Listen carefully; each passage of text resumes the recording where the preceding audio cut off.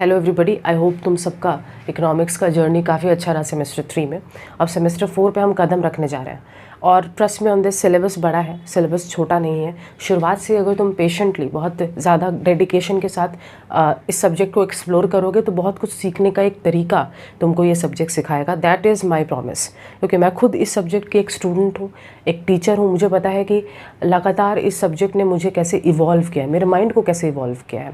And मैं कोशिश करती हूँ कि मैं जितना मेरा अंडरस्टैंडिंग है, जितना वो टॉपिक मुझे समझ में आया उतना ही डेप्थ में मैं तुमको समझा सकूँ। ऑफ कोर्स मैं अगर अभी मास्टर्स में हूँ तो मास्टर्स के लेवल का अंडरस्टैंडिंग मैं एक क्लास 12 के बच्चे को नहीं समझा सकती, लेकिन जितना तुम लोग हज़म कर पाओ उतना मैं डेफिनेटली समझाने का ट्राई करती हूँ। And wish you all the best, go in with full dedication. I hope कि कुछ लोग मेरे जो स्टूडेंट्स हैं ख़ास करके उनमें से कुछ इंस्पायर हो इकोनॉमिक्स को आगे परस्यू करने के लिए। बहुत सारे लोगों ने बोला भी कि दीदी इकोनॉमिक्स मुझे पढ़ना है, मैथ्स होना चाहिए। अनफॉर्चुनेटली अगर मैथ्स है तो लग जाओ, फिर आगे जर्नी है। हर चीज़ में अपना रिस्क है, इकोनॉमिक्स में भी करियर पाथ है, बाकी और जगह भी करियर पाथ्स हैं, तुम्हारे ऊपर है। लेकिन it's going to be math heavy after class 12, ठीक है, इतना मैं बता देती हूँ। और मेरे कुछ स्टूडेंट्स रहे हैं जिन्होंने इकोनॉमिक्स लेने का सोचा बट मैथ्स की वजह से ड्रॉप करना पड़ा। ये सोचना ही कि दीदी मुझे इकोनॉमिक्स लेके पढ़ना है, ये काफ़ी इंस्पिरेशनल है मेरे लिए, क्योंकि कहीं ना कहीं मेरा कुछ तो मेरे पढ़ाने से फ़र्क पड़ा कि ये सब्जेक्ट उन लोगों को इतना पसंद आने लगा that they want to explore further. And I hope that you enjoy the semester 4 course also. देखो, सबसे पहले हम लोगों को ये जो टॉपिक है ये मनी के अराउंड है, मनी। अब क्या है ना कि अगर मैं नॉर्मल किसी भी बच्चे से पूछूं कि इकोनॉमिक्स क्या है, किस बारे में इकोनॉमिक्स बात करता है, तो लोग ऐसे करेंगे कि भाई दीदी economics is all about money, पैसा पैसा पैसा। नहीं यार, इकोनॉमिक्स से पैसे के बारे में नहीं है। इनफैक्ट पैसा तो इकोनॉमिक्स का एक स्पेसिफिक ब्रांच का टॉपिक है। कहने का मतलब, जैसे मैथ्स के काफ़ी ब्रांचेस होते हैं ना, जैसे मैथ्स के अरिथमेटिक होता है, मैथ्स में ज्योमेट्री होता है, मैथ्स में ट्रिग्नोमेट्री होता है, मैथ्स में कैलकुलस आएगा, बड़े हो जाओगे तब। अब बहुत सारे लोग जिनका मैथ्स है उनका होगा भी कैलकुलस। ये सारे अलग अलग ब्रांचेस हैं।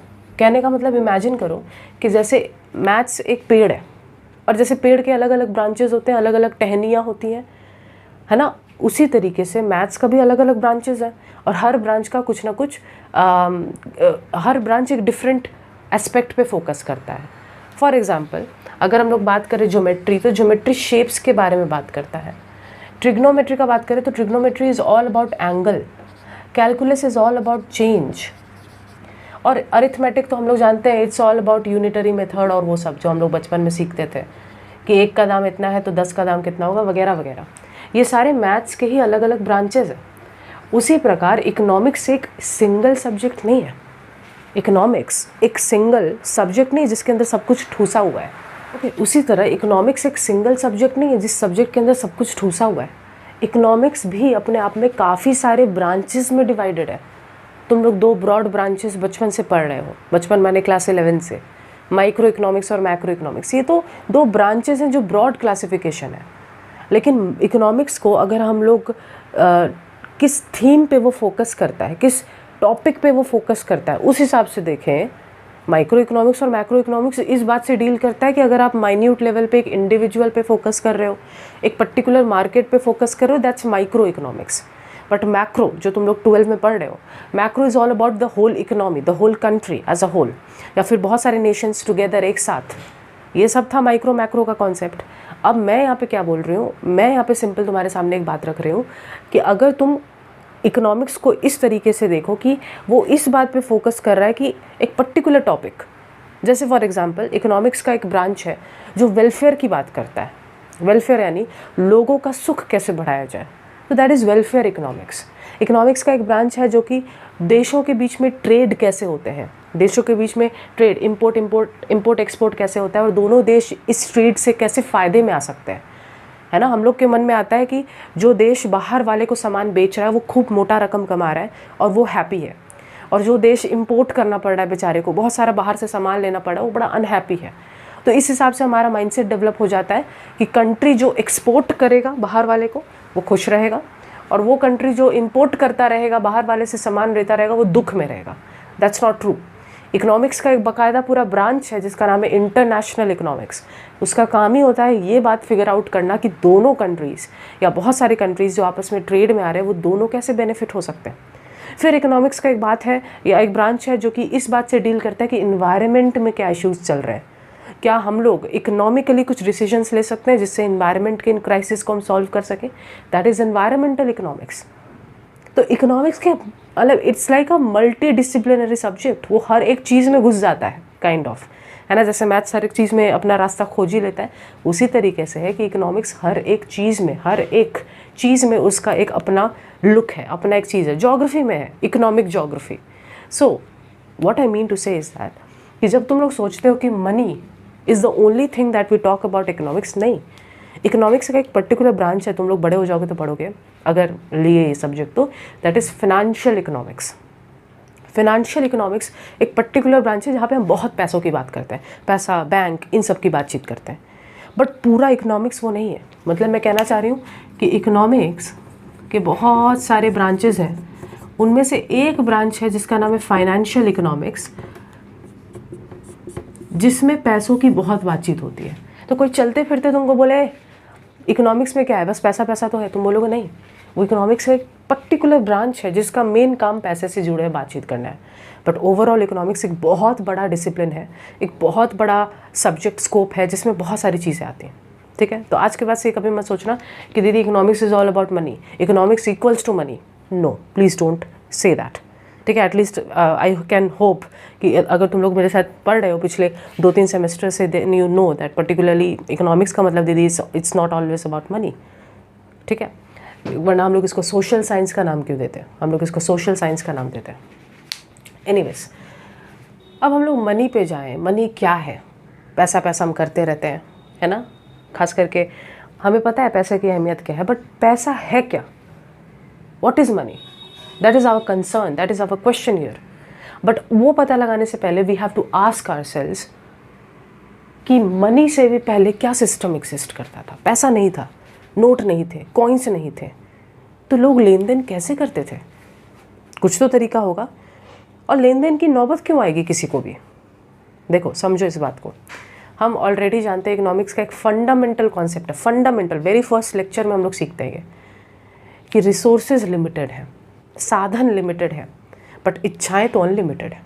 इच्छाओं का कोई लिमिट नहीं है। मतलब मुझे दाल भी खाना है, मुझे चावल भी खाना है, मुझे सब्जियां भी खानी है, लेकिन प्रॉब्लम क्या है ना, मेरे पास एक ही ज़मीन है। उस ज़मीन पे मैं या तो सिर्फ दाल ही उगा सकती हूँ, या तो सिर्फ चावल ही उगा सकती हूँ, या तो कोई वेजिटेबल ही उगा लूँ। मैं सब कुछ नहीं उगा सकती क्योंकि मेरे पास रिसोर्सेज बहुत लिमिटेड है।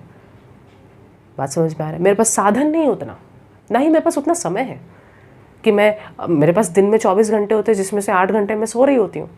तो बचे हुए घंटे को मैं इस तरीके से हर चीज़ को काम करने में नहीं लगा सकते हम लोग। एक कॉन्सेप्ट होता है इकोनॉमिक्स में, हम लोग इसको बोलते हैं ट्रेड ऑफ।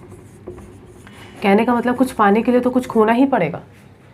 वही बात है, तुम्हारे पास रिसोर्सेज लिमिटेड है बट तुम्हारी इच्छाएं अनलिमिटेड है। इच्छाओं का कोई लिमिट नहीं है। ये एक ट्रेड ऑफ है।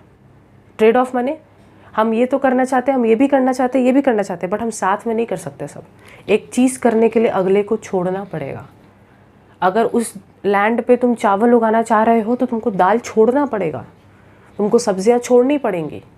तो क्या इसका मतलब है सिर्फ चावल खा के रह लोगे? नहीं। यहीं पे मुद्दा आता है कि लेन देन का ज़रूरत क्यों पड़ता है इंसान को। पहले के ज़माने में जब मनी नहीं था तो लोग एक दूसरे के साथ सामान एक्सचेंज करते थे। पढ़ते हो तुम लोग, बचपन से पढ़ रहे हो, बार्टर सिस्टम जिसको बोलते हैं, बार्टर सिस्टम। मैं इसको हिंदी में बोलती हूँ बांटने वाला सिस्टम। बेसिकली बार्टर सिस्टम जो था, जहाँ पे गुड्स के वर्सेस गुड्स एक्सचेंज होता था। गुड्स माने तुम लोग जानते ही हो फिजिकल सामान। ऑफकोर्स सर्विसेज भी है इम्पॉर्टेंट उस ज़माने में, सर्विसेज, लेकिन सर्विसेज का एक्सचेंज हम लोग ज़्यादातर समझ नहीं पाएंगे, इसलिए हम लोग गुड्स के कॉन्टेक्स्ट में याद रखेंगे, गुड्स यानी सामान। तो बार्टर इकोनॉमी में या बार्टर सिस्टम में क्या होता था, सामान के बदले सामान एक्सचेंज होता था। तुम सामान, एक चीज़ मुझे दे दो और मेरे पास ये सामान है, तुम ले लो। यही था बार्टर इकोनॉमी, यही था बार्टर सिस्टम। इसको C-C, commodity hyphen commodity, commodity hyphen commodity, यानी कि कमोडिटी के बदले कमोडिटी, सामान के बदले सामान का इकोनॉमी था ये। इकोनॉमी यानी स्ट्रक्चर। देश कैसे चलता था? सामान के बदले सामान दे करके। ये मनी से पहले की कहानी है। लेकिन लॉजिक समझ में आया कि लोगों को क्यों लेन देन में आना पड़ेगा। लोगों को लेन देन में इसलिए आना पड़ेगा क्योंकि रिसोर्सेज लिमिटेड हैं, तो वो खुद से सब चीज़ वो नहीं हासिल कर सकते जो उनको चाहिए, इसलिए उनको लेन देन में आना पड़ेगा। मैंने बोला यार मेरे पास एक ही ज़मीन है, मैं सिर्फ चावल ही उगा सकती हूँ। तुमने बोला यार मेरे पास एक ही ज़मीन है लेकिन उसका जो फर्टिलिटी है वो कुछ ऐसा है कि चावल के लिए बहुत अच्छा नहीं है, मैं सिर्फ दाल उगा सकती हूँ। मैंने बोला बस हो गया, मैं चावल उगाती हूँ, तुम दाल उगाओ, थोड़ा सा चावल मैं तुमको दे दूँगी और तुम थोड़ा सा दाल एक्सचेंज में दे देना, इससे हम दोनों खुश हो जाएंगे, हम दोनों सेटिस्फाइड हो जाएंगे। यही है बार्टर इकोनॉमी, यही है बार्टर सिस्टम। बट इतना खूबसूरत सा साउंडिंग सिस्टम में ज़रूर कुछ फ्लॉज रहे होंगे, ज़रूर कुछ दिक्कतें रहे होंगे, अदरवाइज़ क्यों मनी का एवोल्यूशन हुआ, मनी का जन्म, पैसे का जन्म, करेंसी, कॉइन्स, इन सब का जन्म ही क्यों हुआ? अगर ये इतना बढ़िया था तो क्या लिमिटेशंस रहे इस बार्टर सिस्टम में? आ जाओ उसका बात करें। सबसे पहला और सबसे important, double coincidence of bonds. Double coincidence of bonds बहुत फैंसी लगता है सुनने में, पर बहुत सादा सा बात कहता है। अब सुनना कि ये क्या बोलना चाह रहे हैं, एक बार इसको बस सुन लो, उसके बाद I don't think that you will face any doubt in understanding what does it mean. Double coincidence of bonds.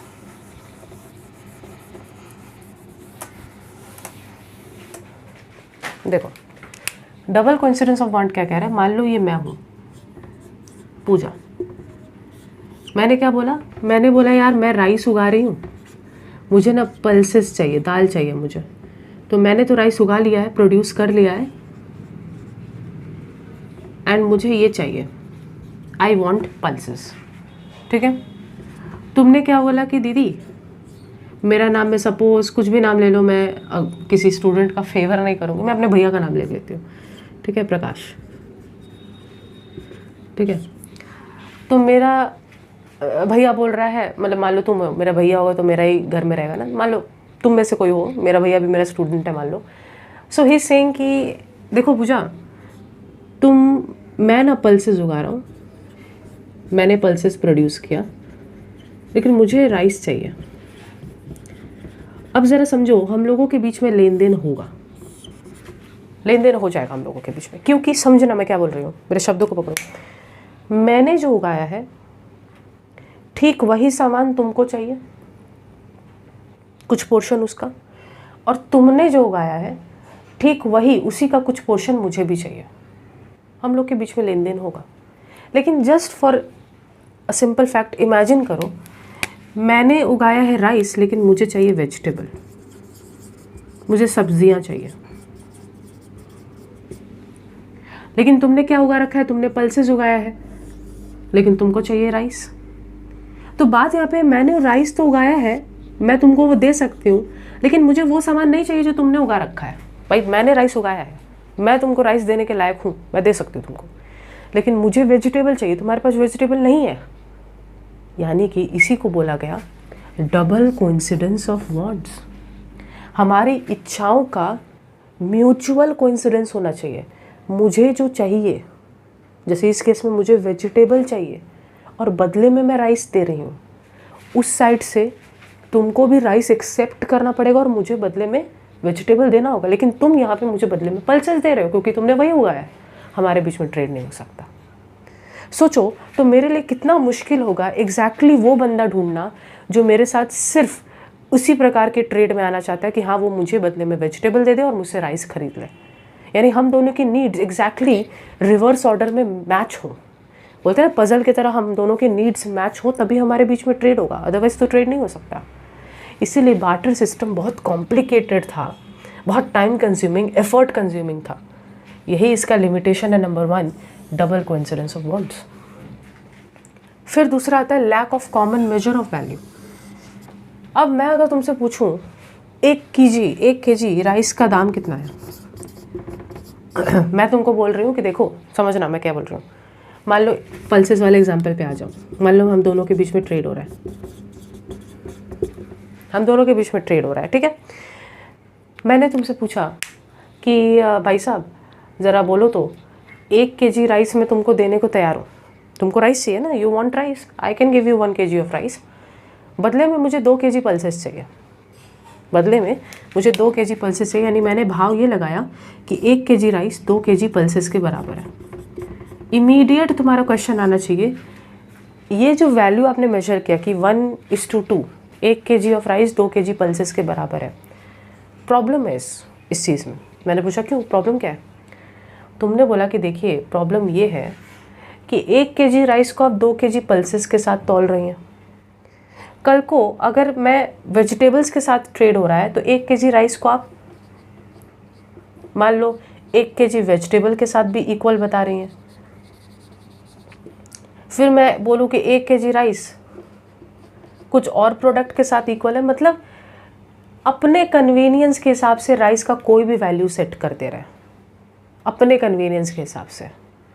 Economics के मेजर थिंकर्स जो रहे हैं, एडम स्मिथ, रिकार्डो, जिनका नाम तुम लोग शायद सुने हो, ऑफ कोर्स सुनना चाहिए तुम लोगों को, उन्होंने ज़्यादा यही चीज़ का डिस्कशन किया कि बार्टर इकोनॉमी में ये जो भाव सेट किया जाता था कि 1 kg rice equals to this many kgs of other product, ये डिसाइड कैसे होता था, ये किस बेसिस पे डिसाइड होता था? एंड पूरा लंबा लंबा लिटरेचर है इस बारे में कि किस चीज़ के ऊपर ये डिसीजन होता होगा। लेकिन तुम समझो कि कितना कॉम्प्लिकेटेड होगा। आज के ज़माने में बहुत आसान है, 1 kg राइस, अच्छा ये वाले क्वालिटी का 50 रुपये, बस उसके आगे और कुछ नहीं, 50 रुपये का ये वैल्यू है, फिर कोई कन्फ्यूजन नहीं है। लेकिन बार्टर सिस्टम में सोचो कितना कन्फ्यूजन होता होगा, क्योंकि यही 1 kg राइस इसके भी बराबर, इसके भी बराबर, कोई कॉमन मेजर ही नहीं है। कोई कॉमन मेजर नहीं है कि 1 kg राइस का दाम हमेशा ₹50 रहेगा, बस 50 रुपया एक कॉमन मेजर करने का, कॉमन नापने का एक वैल्यू, भाव नापने का एक वैल्यू सेट हो गया। वो नहीं था बार्टर इकोनॉमी में, जो मर्जी आ रहा है उस हिसाब से सेटिंग कर दिया जाए, तो बहुत डिफिकल्ट है। तो पहला लिमिटेशन ये, दूसरा लिमिटेशन ये, तीसरा क्या है? Lack of deferred payments. Lack of deferred payments, इसका डिफर्ड माने, डिफर्ड फैंसी वर्ड है, पोस्टपोन, डिलेड। तुमने क्या बोला कि तुमने बोला देखो यार तुम ना मुझे एक काम करो, मुझे राइस दे दो 1 kg। इस साल मेरे फसल अच्छे नहीं थे, मैं कुछ ज़्यादा उगा नहीं पाया, इसलिए मैं बदले में तुमको पल्सेस तो नहीं दे पाऊँगा क्योंकि मेरे पास खुद को खाने के लाले पड़े हुए हैं, लेकिन तुम मुझे उधार पे 1 kg राइस दे दो। अगले ही सीज़न में जब राइस मैं उगाऊँगा उसमें से 1 kg राइस उगा के मैं तुमको वापस दे दूँगा। यानी तुमने लोन पे काइंड ऑफ एक क्रेडिट सिस्टम हो गया ना। तुमने बोला कि मेरे फसल इस बार ख़राब रहे, तो मैंने जितना पल्सेस उगाया उतना इनफ नहीं है कि मैं तुमको भी दे दूं और ख़ुद भी कंज्यूम कर पाऊँ, इसलिए मैं तुमको नहीं दे पाऊँगा।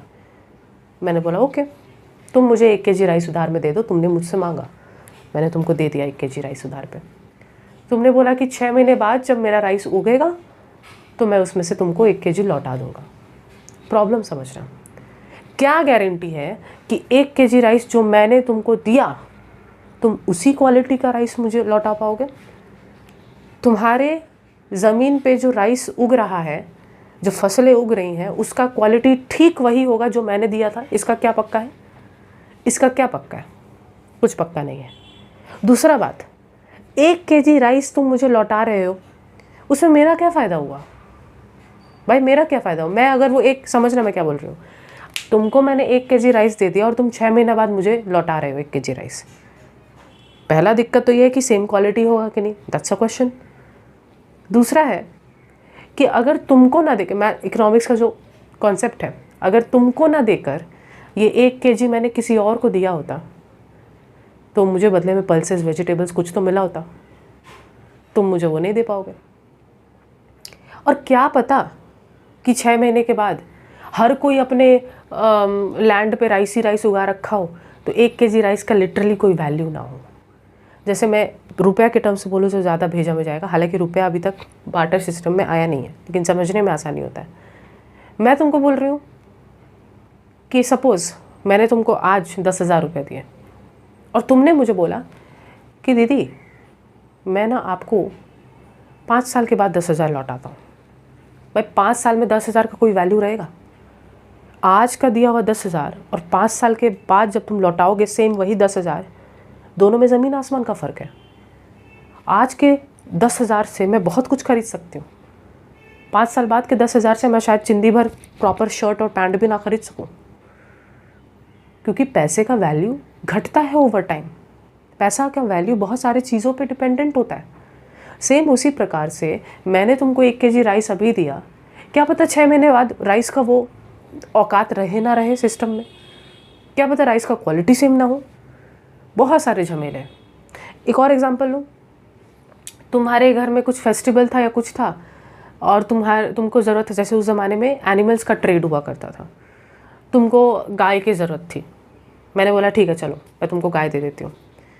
तुमने बोला मेरे को 3-4 महीने मेरे घर में कोई बहुत बड़ा प्रोग्राम है, मुझे गाय चाहिए, दूध का ज़रूरत पड़ेगा, तो आपके पास तो गाय है ही, आपका इतना यूज़ होता नहीं, आप मुझे दे दीजिए, 3-4 महीने बाद मैं आपको लौटा दूँगा। मैंने बोला ठीक है, लो गाय ले जाओ मेरी। अब मान लो तुम्हारे पास इतना, अब समझो गाय लौटाना ये सिर्फ इतना छोटा सा डिसीजन नहीं है, तुम उधार लौटा रहे हो। आज तुम उधार को पैसे में तुम इंस्टॉलमेंट्स में पे कर सकते हो। तुम लोग में से बहुत सारे लोग जिन्होंने मेरा कोर्स लिया, they paid in instalment, right. तुम लोग कहीं और भी जाते हो, तुम लोग इंस्टॉलमेंट्स में पे करते हो कि चलो 10,000 है, 2-2 हज़ार करके क्लियर कर देंगे। गाय को क्या तुम इंस्टॉलमेंट में पे करोगे? फ़नी साउंड करता है कि अभी थोड़ा मेरे को गाय का थोड़ा काम है, मैं पूरा तो गाय नहीं देना चाहता हूँ, मैं काम करता हूँ, मैं एक एक करके गाय का टुकड़ा टुकड़ा आपको लौटाऊँगा। Doesn't work like that, doesn't work like that.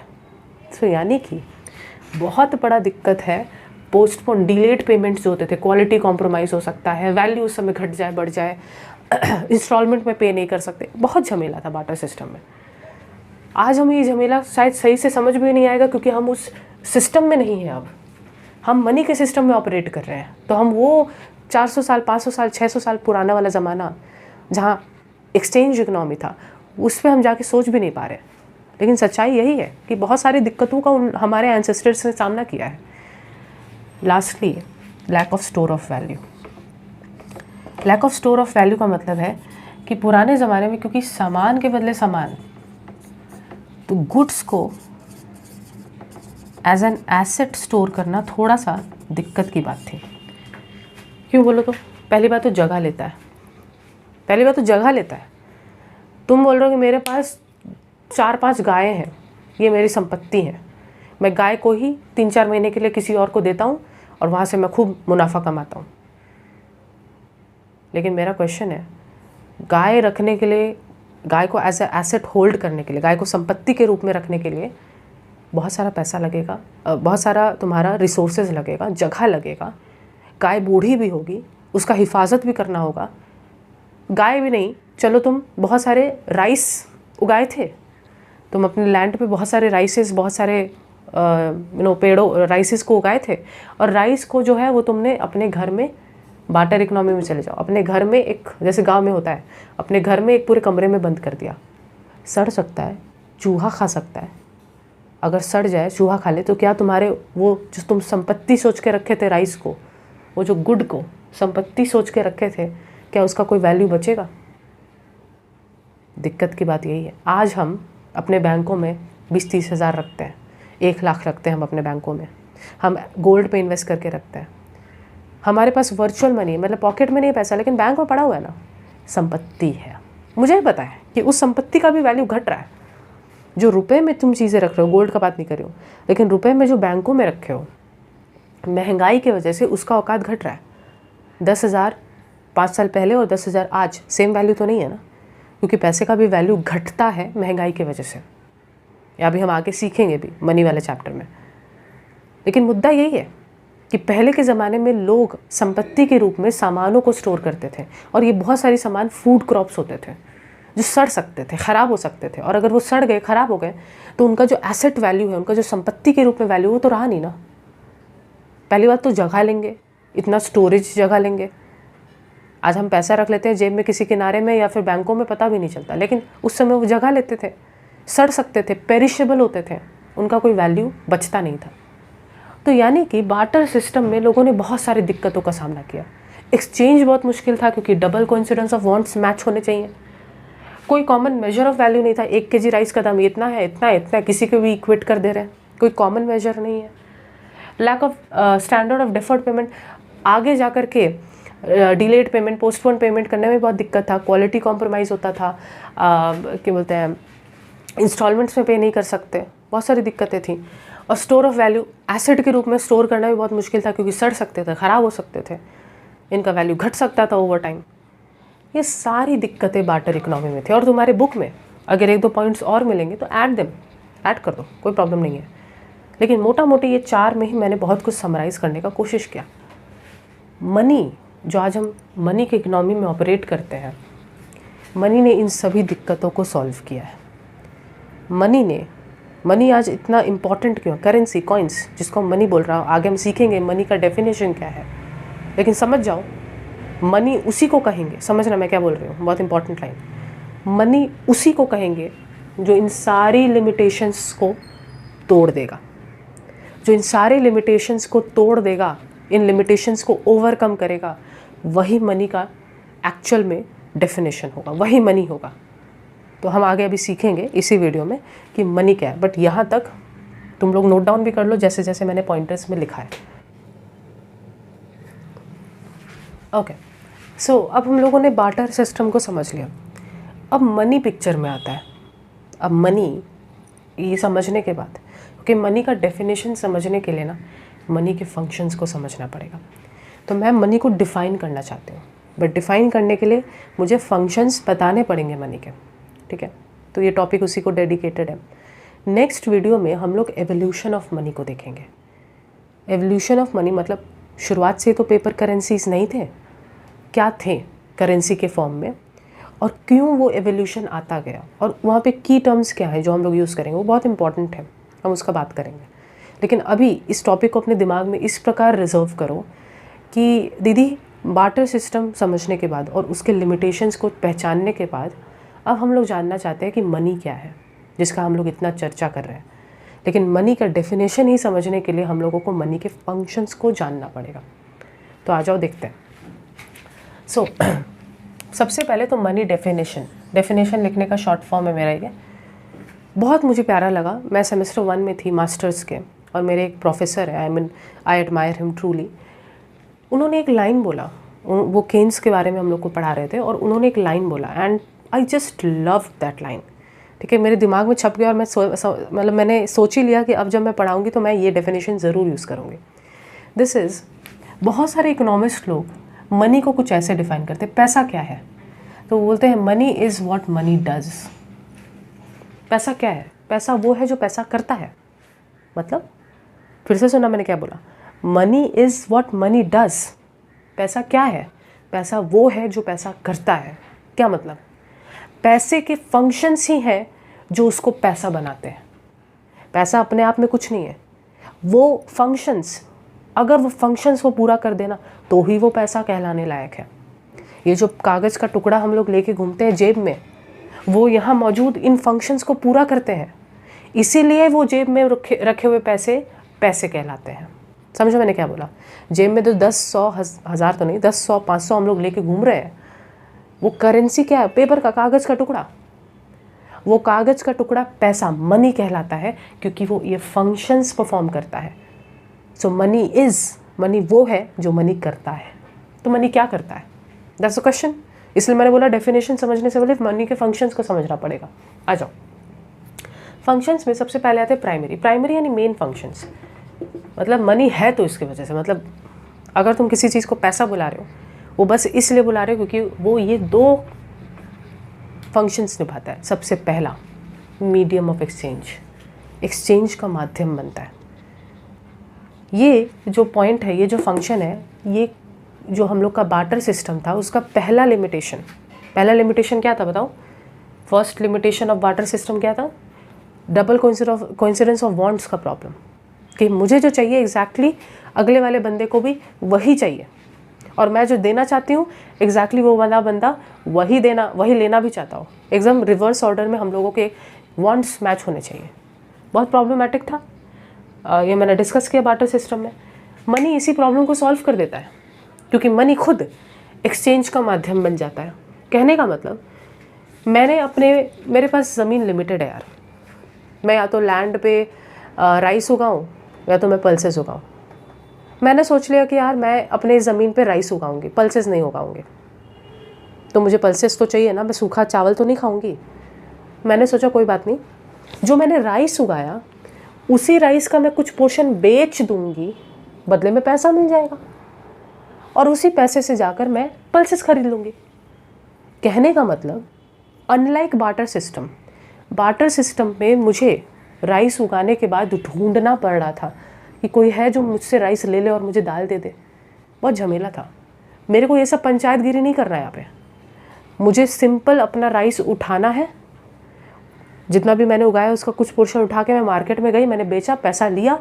मुझे किसी को ढूंढने का ज़रूरत नहीं जो मुझे दाल दे राइस के बदले। मैं राइस बेच दे रही हूँ, जिसको ख़रीदना होगा वो आके मार्केट से राइस ले लेगा अपना। मैं पैसा लूँगी और वही पैसे से जाके मैं दाल खरीद के आ जाऊँगी। मेरा मशक्क़त ही ख़त्म। इसी प्रॉब्लम को सॉल्व किया मनी ने। तो सोचो मनी का जन्म क्यों हुआ। बार्टर सिस्टम इतना ही अच्छा था तो वही सिस्टम चलना चाहिए था ना। ज़रूर उसमें कुछ खामियां थी, उन्हीं खामियों को रिजॉल्व किया है पैसे ने, मीडियम ऑफ एक्सचेंज के रूप में। तो पहला लिमिटेशन जो बार्टर सिस्टम का था उसको रिजॉल्व किया। सेकंड है major of value, unit of account. याद रखना, यूनिट ऑफ अकाउंट फंक्शन बोल के भी पूछा जा सकता है। What is the unit of account function of money. बस याद रखना, unit of account function same है मेजर ऑफ वैल्यू वाले फंक्शन के। यूनिट ऑफ अकाउंट फंक्शन या मेजर ऑफ वैल्यू एक ही फंक्शन का नाम है। ये क्या बोलता है, ये सेकेंड लिमिटेशन रिजॉल्व करता है बार्टर सिस्टम का। सेकेंड लिमिटेशन क्या था, भैया आप 1 kg राइस को समथिंग के डिफरेंट किसी चीज़ के इक्वल बताते हो, फिर डिफरेंट किसी चीज़ के इक्वल बताते हो। कोई सटीक मेजरिंग यूनिट नहीं है। मनी ने सॉल्व कर दिया। 1 kg राइस 50 रुपये का बराबर है। That's it. इसका मतलब क्या हो गया, इसका मतलब हो गया सिंपल भाषा में 1 kg राइस 50 रुपये के बराबर है। तो अगर मेरे को कुछ एक्सचेंज करना होगा तो मैं 1 kg राइस सेल करूँगी, 50 रुपये मिल जाएगा, क्योंकि money acts as a medium of exchange. और उस 50 रुपये से मैं दूसरा कोई सामान खरीद सकती हूँ जिसका वैल्यू 50 रुपये के बराबर हो। बस इतना ही है। मनी ने सारे के सारे प्रोडक्ट के नीचे एक वैल्यू अटैच कर दिया।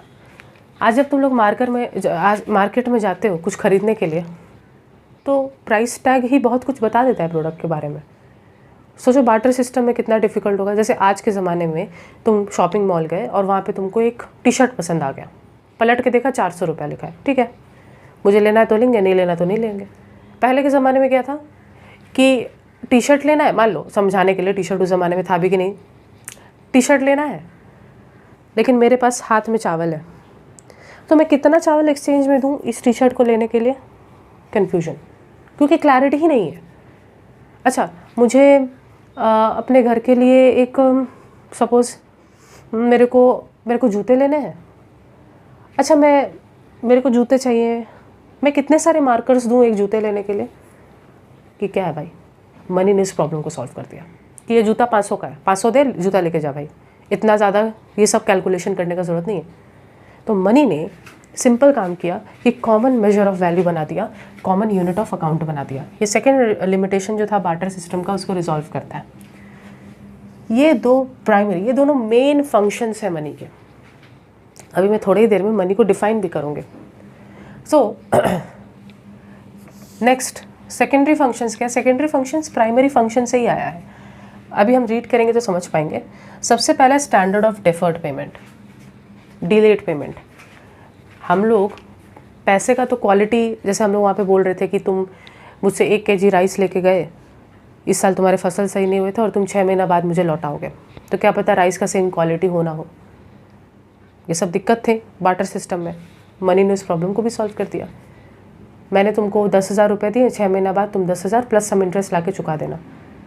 पैसे का तो क्वालिटी का कोई बात नहीं है ना, कि तुम जो 6 महीना बाद 10,000 मुझे चुकाओगे, वो सारे सड़े हुए नोट थे, वो सारे मुरझाए हुए नोट थे और मैंने तुमको कड़क नोट पे किया था। सो वैल्यू में तो कोई फ़र्क नहीं पड़ेगा, कड़ा नोट हो या सड़ा हुआ नोट हो। इसका मतलब है डिलेड पेमेंट में क्वालिटी वाला बात जो है वो हट गया। इंस्टॉलमेंट्स में भी पे कर सकते हैं। ये सारा का सारा प्राइमरी फंक्शन से ही आ रहा है। मनी मीडियम बन रहा है एक्सचेंज का, लेन देन के काम आ रहा है, तभी तो उसके लिए उसको हम लोग क्रेडिट बेसिस पे यानी लोन के बेसिस पे करने के लिए यूज़ कर पा रहे हैं ना। मनी जो है वो एक्सचेंज का माध्यम बन रहा है। तभी तो तुम मेरे पास आके बोले कि 10,000 रुपये दे दीजिए क्योंकि मुझे ये चीज़ ख़रीदना है, मैं आपको 6 महीना बाद 10,000 प्लस सम इंटरेस्ट लौटा दूंगा या फिर इंस्टॉलमेंट्स में आपको पे कर दूंगा। यहाँ तो कोई क्वालिटी का कॉम्प्रोमाइज़ नहीं है।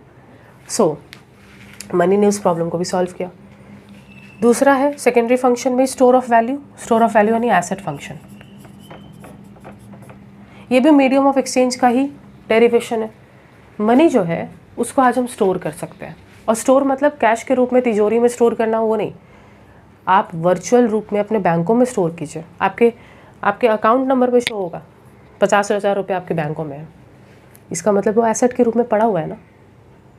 लेकिन आप सोचो, पहले के ज़माने में लोग अगर स्टोर करते थे तो सड़े मतलब गुड्स के रूप में स्टोर करते थे, जगह लेता था, सड़ सकता था, ख़राब हो सकता था फसल, बहुत मुसीबतें थीं। आज आपको संपत्ति स्टोर करना है, वर्चुअल रूप में आप पैसे के रूप में स्टोर कर दो, बस बात खत्म है। कहने का मतलब है कि मनी एसेट फंक्शन भी निभाने लग गया। कहीं ना कहीं एक बात समझो, जब हम पैसा को स्टोर करते हैं ना, हम जब एसेट संपत्ति के रूप में पैसे को स्टोर करते हैं, तो हम अपने परचेजिंग पावर का ट्रांसफ़र कर रहे हैं।